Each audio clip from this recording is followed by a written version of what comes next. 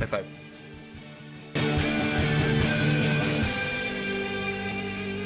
Howdy guys, welcome back to Scott's Beach Up. Jet Scott here as always.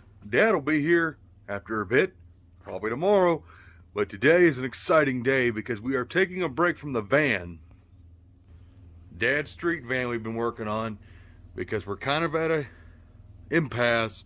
We're going to wait until after the Indy swap meet that's next week to hopefully maybe find a different intake, maybe an aluminum 4-barrel, and we'll get a different carburetor. We just want to see if that'll solve some of the vacuum leak issues. Maybe there's something we didn't find or didn't do right. I don't know. So we're going to take a break from that. And now we're going to focus on the Jezebel. If you don't know what Jezebel is, let me just show you. No, it's not the van, and pay no attention to the very, very flat bias ply tire, but the Jezebel. My 70 Ratty Charger, and she still got icicles hanging from her because yesterday and the day before was like -2. It was really freaking cold. It hurt your face to be outside, and it's not too bad today. It's like 30. Can't believe I'm saying it's not bad at 30 degrees. So we're gonna finally get work on putting this car back together with its dun da da da 500-inch big block Chrysler making 634 horsepower. If you haven't seen any videos in this engine, we had it at the dyno with the new tunnel ram and the two 650 Ultra XP carburetors. Did pretty good, and it's simple. So my goal today, well, for the little bits left today other than doing business and stuff, is to get this engine wheeled out, kind of cleaned up, get the transmission out, which is all freshly rebuilt with the new Heim joint stuff for the 4-speed. The scatter shield is in the trunk. I got to dig it out. The dual disc ram clutch setup and the new flywheel are inside. I need to bring them out because we're going to start to work on putting that transmission back on that engine and putting it back in that 70 Charger. Wait, that's a wall. That 70 Charger. Much better. So, before we get into that, I just want to show you something. Icicles and the strange Dana 60. I am finally excited to get to use that rear end that get off of there. Icicle. That rear end that I got from Strange. That just slammed into the car. Oh well. So, let's go get that engine wheeled out and we'll get ready for this weekend where it's supposed to be 50 degrees. We're hopefully gonna get Jezebel back together once and for all. Alrighty. Engine time.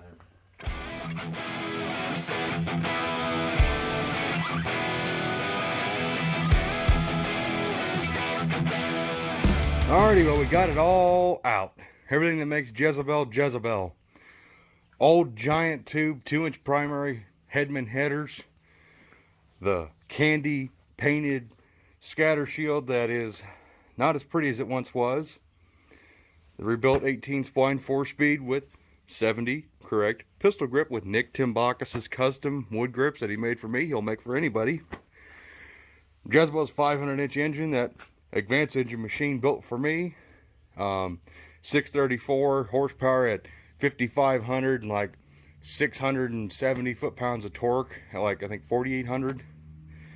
Mo Performance tunnel ram, porting by I think Jack or John Irving out of Las Vegas, super stock racer. Two 650 Ultra HP XPs that I did, along with Allstate carburetors. We kind of collabed on those together. Fuel lines by me, inspired by my buddy Chris Birdsong, just done an AN. The pulley setup, this is all brand new. It's NASCAR style. We took a 3-groove crank pulley and cut it off. Cut the last ring off of my buddy Dave's place on his lathe before I had mine. It's all shimmed. I made all the bushings to space the alternator correctly on my lathe. Excel BEI distributor with actual BEI guts with a BEI 3 box. Tack drive is all set up on there for the tack drive tack. And our clutch and everything is from Ram. They cut me a deal. They felt really bad since McLeod lied to us and sold us crap. And I told them I wanted the best thing I can possibly buy, so I did an unboxing of this a while ago. This is my dual disc Ram. I think it's like 12 or 1500 horsepower. what it's rated for. So it'll handle the 650 that thing makes, basically. 630 part number right there, 900 series, 10.5-inch disc. Normally I run an 11-inch deal, but when you go to the dual disc, you got to step down a little bit. I can't remember all the specs on all this crap, but it's I think we got the puck style. Yeah. I don't remember what the secondary disc looks like, but yeah, that's everything that makes Jezebel Jezebel, if you were curious. And I just wanted to lay it all out and just look at it. That's sexy. So tomorrow we start reassembly. I will see you then. Alrighty, welcome back everybody. It's a whopping 38 degrees today, so it's not too bad out. Still can't believe I'm saying that. So we got Jezebel's engine out here in the sun. Got all the threads on the crank cleaned out and brake cleaned. They're all dry now. We got the flywheel out. It's the lightweight flywheel, our ARP bolts. And we're going to do just as the instructions say. I figured I would just show this in case we have another malfunction. Be blue Loctite. This is part number 24350. They want 242. It's the same shit. And the ARP lube. So we're going to put the lube on the head of the bolt and the Loctite on the threads. Torque them to 90 foot-pounds as it says right there. And just going to get to doing that. And I'll show you once that's done. Dad's doing van stuff. That was a good hit. Alrighty, just so for documentation, 7 of the 8 bolts are in. Coated on the heads with the RP lube. And I got 3 little stripes of blue Loctite on here. Now we'll torque her down. Alrighty, so flywheel is attached. Torque down to 91 foot-pounds, because if 90's right, 91 will be plenty. Yeah, we're on the foot-pounds. Double checked it 3 times. Had Dad on the other end with the breaker bar. So that bad girl's on there. Got that blue Loctite set up and start setting up a clutch. Woohoo. Says you did. Hope your math is good. My math? Math. Oh. Michael's working on his truck. Compensator. The compensator. Wiring. Gross. Back to mechanical stuff. Well, this is why you don't get in kind of a hurry or get too excited. You know something's missing, right? The block saver plate. Dang it. So, take that back off, clean all them bolts, and redo it. Put that on first, and then put that on. Alrighty, so finally got the block saver plate on. That was a fight and a half. And a lot of me just standing around going, I don't really want to take it off that little cart. But got off the cart, put the block saver plate on, and it's bolted back to the cart. Now we can flywheel and groovy and boogie on. Dad's got the van apart. Michael's still wiring. Alrighty, so flywheel is on there for the last time, hopefully. Got her torqued down, re-Loctited, re-lubed, everything as the instructions said. So that's on there for good. Let that Loctite set up and we'll start putting that clutch on there. Alrighty, so we're going to get ready to start setting all this clutch up. And I'm not going to lie, I'm a little bit overwhelmed. This thing is beautiful. Here's our unsprung hub. That goes against the actual engine flywheel. And then in here is our floating disc, which is what allows us to have a dual disc. And this is our sprung hub. And this gets sandwiched, obviously without the paper, between the floater plate and this, the actual pressure plate, and then that flywheel, that clutch disc goes up against the actual engine flywheel. I'm a little in over my head, but look at how beautiful that stuff is. Just look how pretty that is. Says you did. Ding-a-ding-a-ding-dong. Here. We're going to go set stuff up. Okay, so I was going to get all this set up tonight, but I am not using this. I am going to wait until after the Indy swap meet, which is next week, to put this together because there's just too much slop with this plastic dowel. It's not good enough to me. I want a really tight fit. I want to use a real input shaft, so hopefully I can call Danny Brewer and maybe he's got a spare input shaft I can borrow or buy just for doing my clutch alignment, because I ain't using this crap. Alrighty, welcome back, guys. It is a new day. Well, much newer day. Because we're back from the Indy swap meet. Don't mind that. And, well, as you saw in the last video, or the last portion of the video, we were trying to set up the clutch on Jezebel's 500-inch stroker. We ran into some snags with that plastic lineup tool not fitting right. Well, we did some digging. So, this pilot bushing is the same one we granted a clutch with, but we checked the interior diameter and it's 750 thousandths. So it's like brand new still. It ain't got no wear. We took our inside micrometers, laid them in there, perfect. Well, we got to wondering, well, why the heck doesn't this thing fit? That's why. That plastic input shaft lineup tool measures 732 thousandths. That's 18 thousandths difference. 18 thousandths. That's, if I'm doing math right, yeah, that'd be right. So, ain't no freaking wonder this thing, if. So, fast forward, went to Indy, got a steel input shaft from Dan Brewer. There's the bottom half of it. So, I went to go slide this in the back of the pilot bushing to do the lineup, and it's like, this thing fits no better. And it was like 742 thousandths. And I was like, what the heck is going on here? And Danny said it's normal to have 5 thousandths play. Well, that's more than 5. I'm not blaming Danny. I mean, great deal on that guy. And he got Dad one too. So, I mean, plus, you know how hard it is to find a busted up input shaft off an 18 spline? Pretty freaking difficult. So, I measured the input shaft on mine, and it's like 748 thousandths. It's much closer to tolerance. So, here comes the lathe. So, I didn't film any of this. So, we took this guy, chopped the end of it off in the chop saw, and cleaned up the backside, making sure I could cut it with my carbides. I can. So, we turned this input shaft down to 730 thousandths.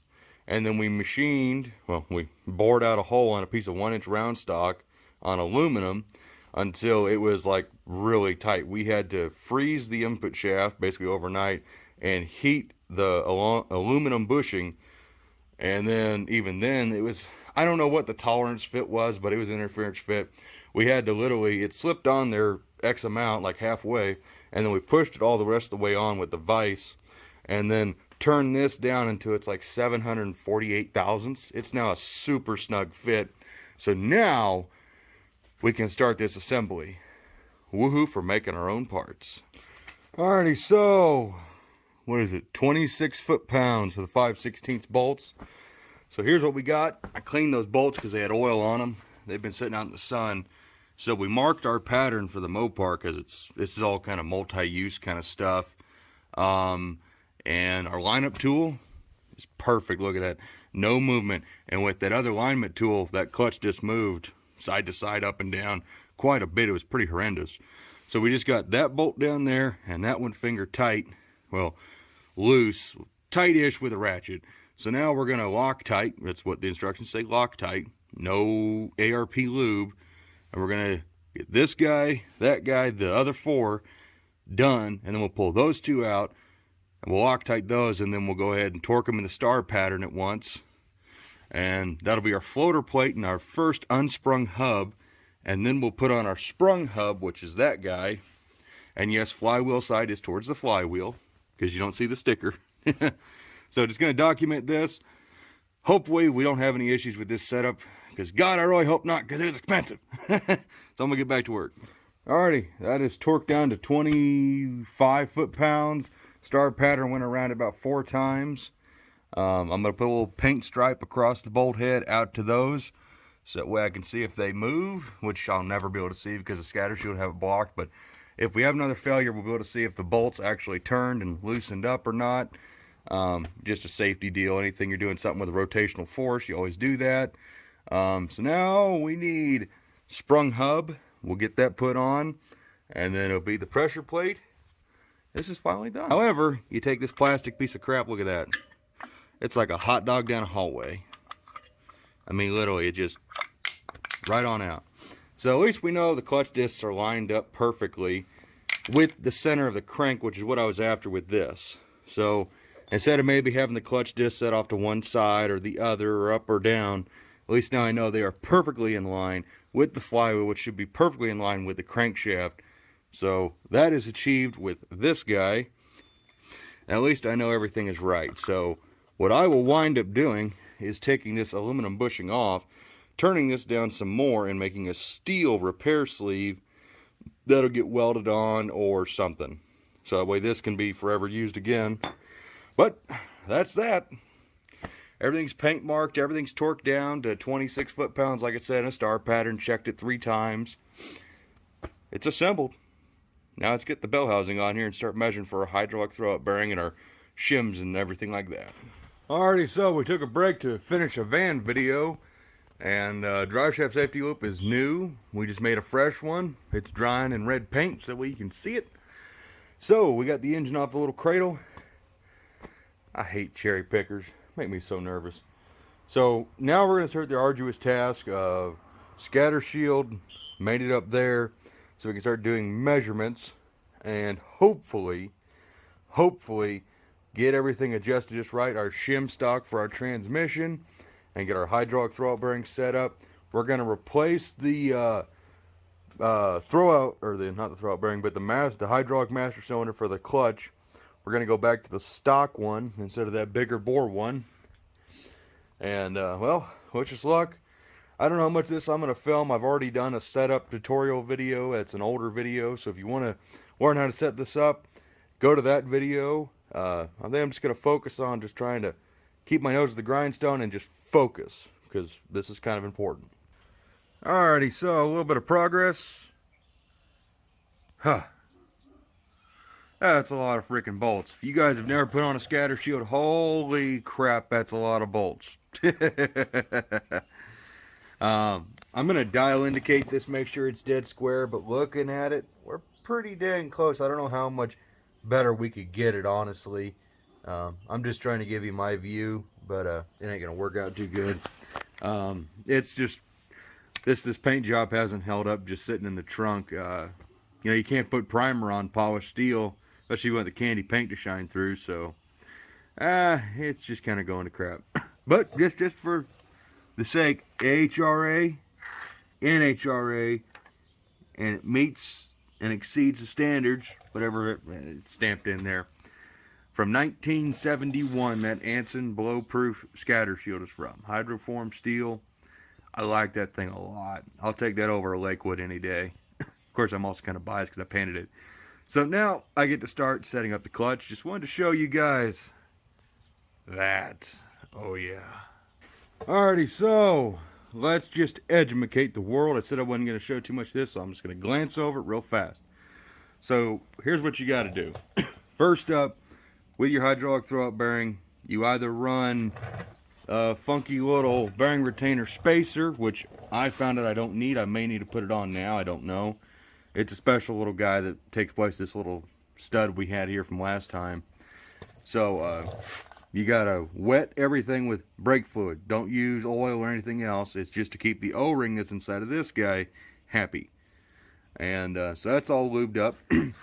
And I got the magnets from the guys at Rapid Transit. Thank you again. It's actually coming really in hand. Measuring from the mounting surface, which is this. Make sure you don't measure on the outside of your whatever you're using to keep flat. And you go to your clutch fingers on your pressure plate and you record that measurement. Last time our measurement was 3.7775. Now we are 3.5195. And now we get to measure, let's see. And now we measure from the face of the actual hydraulic throwout bearing to the face of the transmission. And what we're doing is we're figuring out how many shims we have to put behind here to set our air gap, because if we just throw it on here, it ain't going to work. It ain't going to engage the clutch. So we need to establish a relationship between this surface to that surface in there. And it's pretty simple. It's just got to do some math. So I'm going to get that done. I'll come back. Alrighty, so I lied. Dad's home. And between the two feeble minds, great minds, great mind, and we'll call me the feeble one. We redid everything. We got basically all the same measurements. We ended up getting 3,500 instead of 3,195 with Dad's help on the bell housing to clutch finger, and then 3,2095 instead of oh god, where was it? 3.2345, which actually is probably the measurement that was screwed up because this throwout bearing does move around a little bit when you're just by yourself. That's probably causing that. So our new math equaled out to 104 thousandths. yeah. 0.1405. And you times that by 0.60 and not 54, because when you measure these shims, they're actually 60 thousandths thick, not 54 thousand. There's a big difference. So you do that math, and here's the problem, American Powertrain, with your stupid freaking crap here. You give yourselves the perfect equation where you're left with, 1.9 and 3.2, easy roundup. What happens when you're left with 2.68?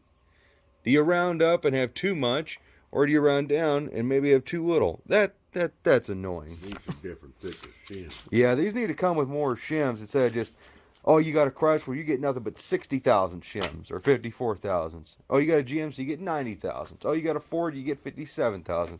Why don't you just throw all the shims in the box? That would alleviate a lot of issues. And I appreciate Dad. So here's my sheet here, You get like, I think 6 or 7 pages. Dad gets a whole freaking book in the new one, and it's no easier. It's kind of irritating. Pictures. It's got pictures, though, which helps a lot. So, doing all this thing a couple of different times, Dad and I arguing and yelling back several headaches later. We're running 2 shims because as the clutch wears, we'll still have plenty of space. That's what we're doing because this measurement we're up with 2.3, which we can safely round down to 2. So we're good to go. Oh boy. There, now we can catch on camera when the engine falls off.